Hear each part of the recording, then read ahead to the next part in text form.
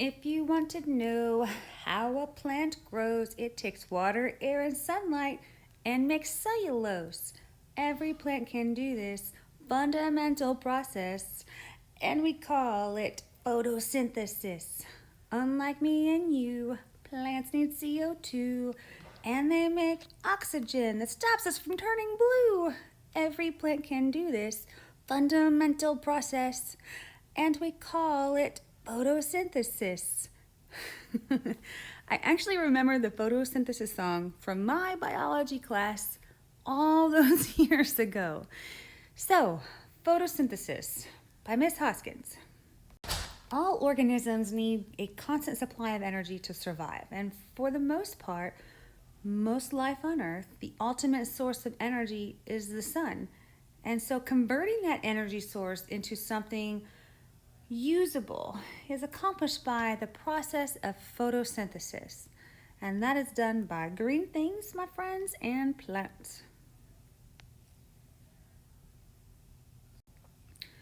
Photosynthesis is the overall process by which sunlight, solar light energy, that is in addition with water and carbon dioxide, are chemically converted into chemical energy.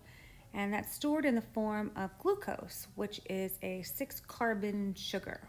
And it's also a carbohydrate. So plants do this by water. They absorb it through their roots.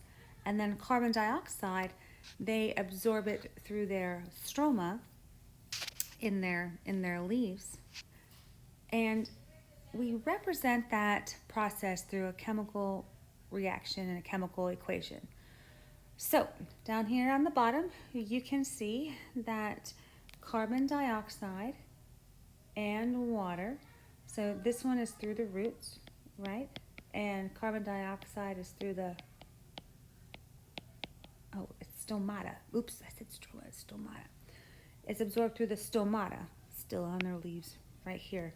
And that stomata brings in carbon dioxide, and then the plants inside of their thalcaloid membranes, those green stacks of grana that we've talked about in cell organelles, it's converted using solar energy from the sun into the sugar C6H12O6 and oxygen gas.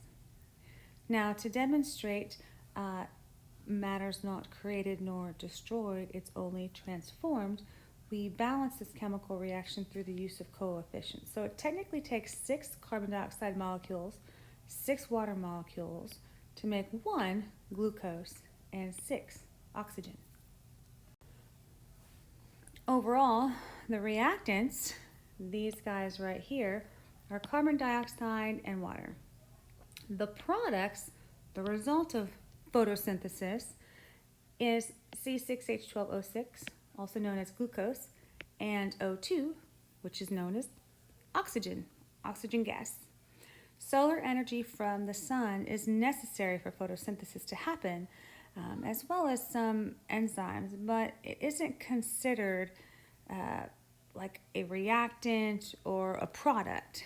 It's just needed. So the solar energy provides that stimulating component that kickstarts the reaction to happen. All right, so back to the organelle, the chloroplast, and the thalcaloid membranes and the granostacks that we talked about. Photosynthesis takes place in the actual chloroplast. That's the green part thing of the plant cell. And there's really 2 main parts of it. The grana, that's the pancake-like stacks of thalcaloid membranes. So this whole thing right here is called a granostack. It's a grand stack of pancakes. And the thalcaloid membranes is each individual pancake. So the pancakes are called thalcaloid membranes. All right. And the stroma, that's a fluid-like substance that fills the space in between the grana. So in between these spaces right here, which is not easily seen in the diagram, we have stroma, and that's a fluid. This is where photosynthesis is taking place. So a photon, a particle of light from the sun, is actually hitting this chloroplast and striking the thalcaloid membranes, moving down the granite stack to create the process of photosynthesis. So why are plants green anyway? Like, why did nature choose green? In the presence of the pigment chlorophyll is green. There is chlorophyll A, chlorophyll B, and there's other pigments in there called carotenoids. They absorb every color of light except the color green. So plants are actually reflecting green. They are green to reflect green. Okay. They're absorbing everything but green. All right, so therefore, green is like leftover. And because it's left over, it's reflected off, and that's what we see.